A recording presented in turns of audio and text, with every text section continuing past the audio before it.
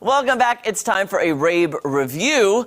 Okay, up first is one of my favorite shows of last year. It is back for season 2. It's Hacks with Jean Smart and Hannah Einbinder. I love this show so much. I got to meet both of them at the Critics' Choice Awards. This show is just plain smart. It's witty. It's funny. It's sarcastic. I love it. And here's the thing. I think season 2, I've already watched all of season 2. I think season 2 might be better than season 1. Yes, I said it. Take a look at the trailer.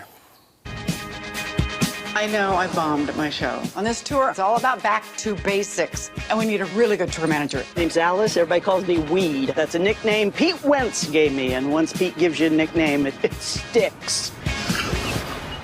Tour starts tonight. I'm not so sure this tour is a good idea. I thought you don't read reviews because you don't care. I don't read reviews because I do care.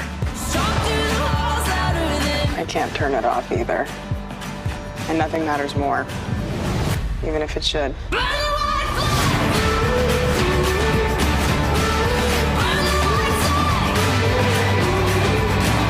There she is, Deborah Vance. Hey, Jimmy. Good God, you look amazing. What moisturizer do you use? I use Vaseline. Jimmy.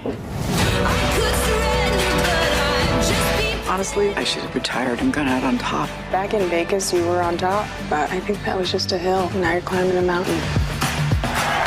Oh, no. She's doing Ellen. Oh, that's great.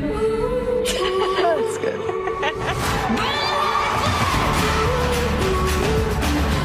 Guys, I really like it. I think they must have had season 2 storylines already thought of for season 1, because sometimes it's a hit and they have to scramble to come up with a season 2. Season 2 is so thought out, so developed, and what I love too is they're developing the supporting characters.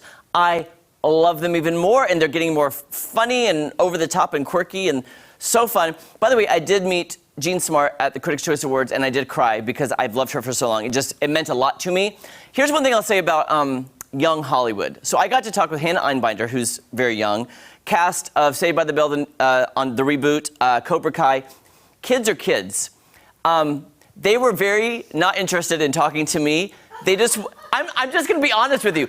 Natalie's laughing at me because you know what they wanted to do? All the younger people, like let's say late teens, early 20s who are on TV, all they wanted to do was hang out with each other and party. Like I won't call her out, but I was talking to somebody, not Hannah Einbinder. I was talking to a young star. And seriously, as I was talking, I could see her eyes darting around the room trying to think, what are they doing without me? Oh, I need to go hang out with them. All she wanted to do was be with her friends and hang out. And I was like, oh, I love you on that show. She did not want to talk to me. She was like, I don't want to miss anything. Maybe she thought you were old. No, just kidding. Thank you, Natalie Nunn, for calling me out like that. I was singing her praises, but I'm just like, you know what? You think, oh, they're on a show, they're Hollywood, they're not really adults yet. They're still kids who want to. How old is she? The girl I was talking to, who I will not call out, probably late teens. Yeah. And early 20s. Could you imagine that stardom at that age? Yeah, and anyway, but I'm just saying, they didn't care about me. I still love them. They didn't care about me. You. Okay, thank you, Natalie. I love when Natalie's here because I like to make you laugh, Natalie.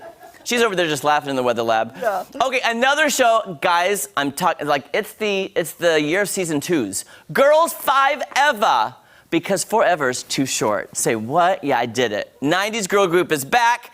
The one-hit wonders are back, hoping they have 2 hits now. They're going to be a 2-hit wonder. I love the ladies. I love the music. It's just a really fun season, and it's such good writing. And if you love 90s, like boy band, girl bands, you're going to love this show. Take a look at what you can expect in season 2.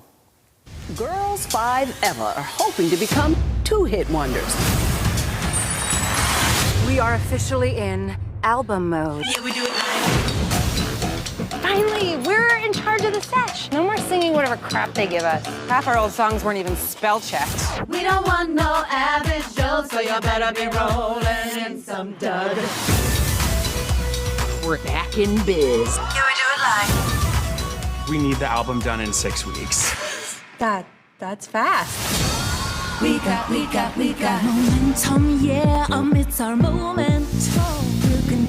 We just have to make the most undeniable album of all time. What you got there, Vic? My riff Rolodex. All the greats are in here.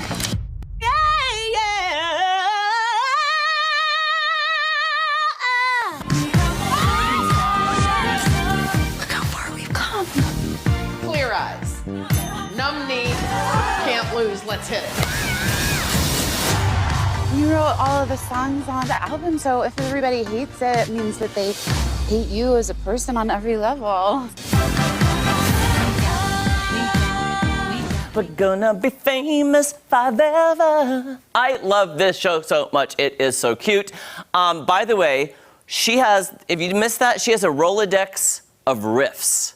And I respect that more than anything on this show. She can just pull out, and I love that she had to finish. Adam, when our camera was like, she had to turn it over to finish her riff. I'm like, that is amazing. I could see Beyonce doing that, guys. Just so you know, I bet Beyonce has a Rolodex of riffs going, burp, burp, burp. Anyway, love this show. So much fun. I think it's definitely of people of my generation who love this because it's so funny and it takes you back to the, you know, the boy band times, the girl bands. I love it. Girls 5 Eva on Peacock. It's really cute. Okay, up next, guys. This is a last-minute edition because I was scrolling through Saturday morning. I got up, had my cup of coffee, and I was flipping through and I landed on A&E and I saw this show. And I was like, is this an old show they're just rerunning? No. It's a brand new show that's on A&E. It's called Flipping Down South, and you know I love home improvement shows. Like, I usually watch, like, HGTV or any kind of, like, This Old House or anything on Saturday mornings to get me in the mood to start working on my house. So I started watching this, and it is really cute. I like the design team. I also like their message. They're taking super-duper-duper old homes that are almost condemned, fixing them up, but making them affordable for everyone. So they're not making multi-million-dollar houses. They're making houses that normal people can afford, so I really respect that. Take a look at the trailer. Birmingham, Alabama. With tons of inexpensive homes available, it's a flipper's dream. I'm Cody. My partner Paul and I buy houses that most people wouldn't even touch. This house is condemned, but $5,000 houses, you kind of get what you get and you don't pitch your fit. And we turn them into dream homes. That's what we refer to in the biz as a home run. Our goal is to revitalize neglected neighborhoods through beautiful, low-cost housing. We figured out how to make a profit, but still keep our houses affordable for everyday folks. I'm thrilled with this house. Me, I'm the money guy, making sure we have more cash coming in than going out. You just give me a reasonable budget. Paul is the creative whirlwind, finding and designing each house. Don't mention the B word while I'm designing. And with Matt leading our sales team, we could go up at 165. Feel good about it. We're selling these houses as fast as we can finish them. If we could just do 100 more of these, dude. Guys, this show is cute. So by the way, they're buying houses, like at auctions, they're getting some of them for like $4,000. Like, that's crazy because these houses are basically going to be torn down. So they fix them up and make them more affordable. And you saw the price point. Sometimes you're watching, you know, the big shows and they're fixing it up to sell it for $1.3 million. They're selling them anywhere from like $80,000 to like $300,000, which is actually affordable for the areas depending on how much they spent. It's super cute. I love the premise of it. I like that they're flipping houses for real people, but they're making great, smart design choices as well, and they're really cute. And again, here's the thing I think with a lot of design shows these days, they can't make every house look the same, because you know there are design trends that come and go. So you have all of this great stuff that you want to put in, like blacks, whites, grays, subway tiles, very in. I know Natalie Nunn agrees with me on this. But you can't do that on every house you flip. You got to make it different. So they're making some choices that are a little bit bold, and I'm like, I think they're doing it because they need some creative difference in their houses. But I'm just like, I hope that's a good choice for the future. Like, you know, putting in, you know, neon green cabinets sometimes is not the best choice long term, but I'm just saying.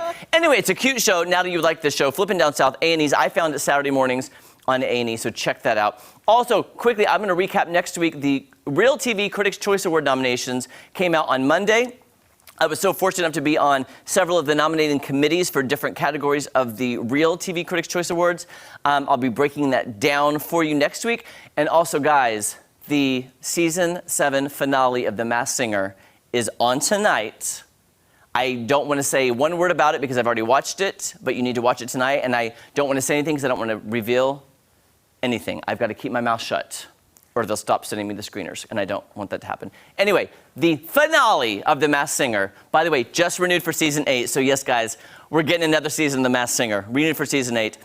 Tonight on Fox. Natalie's very excited. Tonight on Fox at 7. Don't go anywhere. So much more fun on Ozarks Fox AM right after this. I'm going to go flip a house right now.